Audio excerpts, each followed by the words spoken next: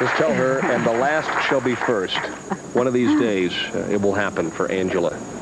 Yeah, interesting evening when she wins out here, don't you think? Be a big party. Yeah, I was going to say it would be fun for one and all on the LPBT tour. As Wendy Macpherson opens up with the 2-4-5. Quite a party for Judy Sutar here this week. Huh? Oh, wonderful party on Monday night. All the players attended, brought in all her family. Wendy, I think, making a little bit of an adjustment now in lane 19 as she has gone high last couple times, looking not to chop the bucket. A big smile because it was like a little sigh of the brow. Time to get the old body English out. Nearly chopped off and left just the 5. Yes, the 2 and the 4 almost went without the 5. Saved the paint. Hard to believe the 5-pin fell. Debbie Bennett, vivid memories of 1987 when she won 4 consecutive matches, comes out and loses the first shot.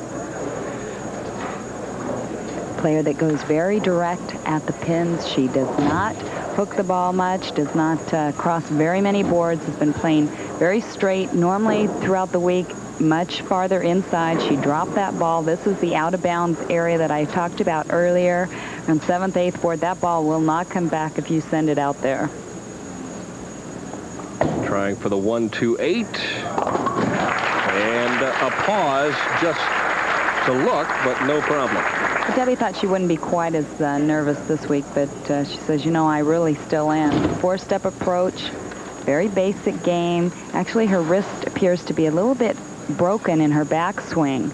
So she does not really get the rotation and the turn on the ball that you might see a lot of the touring players get.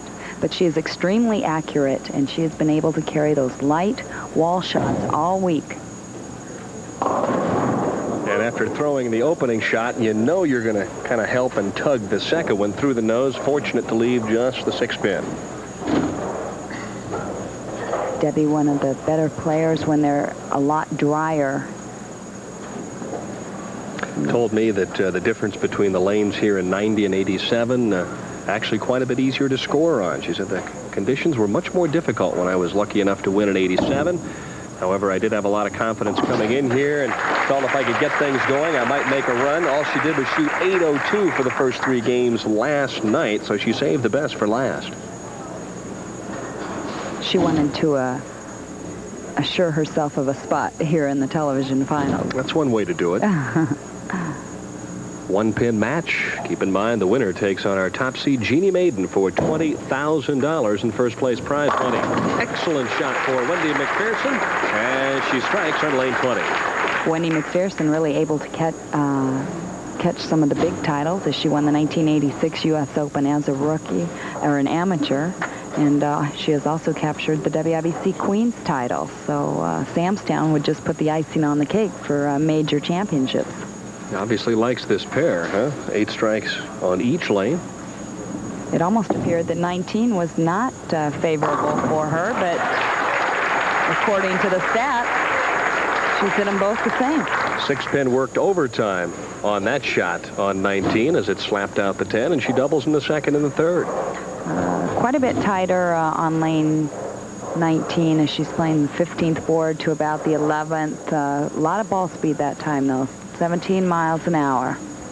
And Debbie much farther to the right on the 10th board going towards the 13th board. So Debbie is pointing the ball up to the pocket, whereas Wendy's swinging the ball away from the pocket.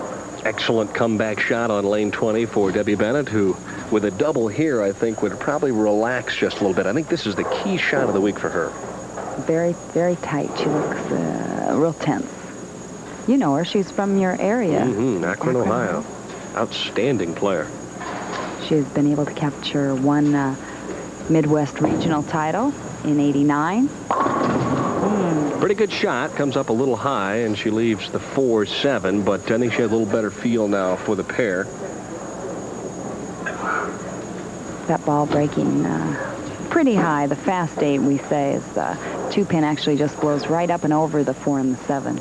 Had a lot of fun back in '87. I also host a Dapper Dan dinner, which honors local athletes every year in Akron, and she was the man or the woman of the year in 1987 after she won. And Had a lot of fun at the dinner that night.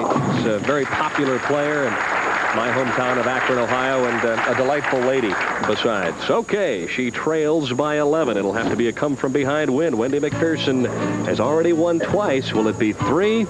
Only time will tell.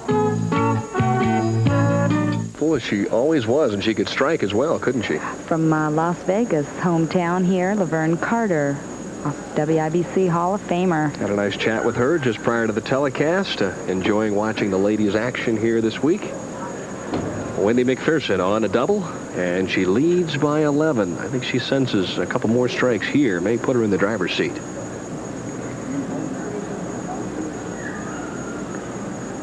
Wendy's television average for this year has only been 180. Looking to try to better that average, and she just rips for that great ball reaction. Wait a minute. What has she done? Gone to the Bob Handley School of Striking? That ball had to be about 3 boards right of where she wanted it. I think it was. If you take a look at the smug smile on her face, it was like, whoa, I sent that one out. But, you know, when you get a lot of extra lift, fingers on it, and you can see there all the way out to the 7th board. And I think she just made me a liar because I said if you threw it out there that was out of bounds, you weren't going to get it back. Unless, of course, you're Wendy Macpherson, right. Then you're going to get it back. I'm just glad my eyes weren't deceiving me. She comes back with a clutch double and has applied all sorts of pressure here on Debbie Bennett, who is going to have to get started quickly or settle for 3rd place money in Las Vegas. Debbie Bennett, one of the players out here on the tour that has a real job. She's a UPS delivery driver, believe it or not. As petite as she is, she's out hauling those packages. And she says, well, I've had trouble striking in the 1-3 pocket. Let's try the 1-2 and see what happens. She'll take the strike. A double here would do her a world of good. Actually, just pulling that ball over. Now, when you play that type of an angle to the pocket, trying to get the ball up to the pocket, it's very easy to pull the ball. Doesn't look as if the arm swing has loosened up at all right now. If she strikes right here, it'll be an interesting match. Got to get something started. Much better shot. Nice shot there. Excellent shot, and she leaves the solid 10. And remember I mentioned sometimes your opponents make good shots and they don't strike, and it just gives you so much more confidence. It appears as if that's the kind of night it is for Wendy Macpherson. She's dodging a lot of bullets. That would have been a key double there. Get her back in the game at all. And that ringing 10.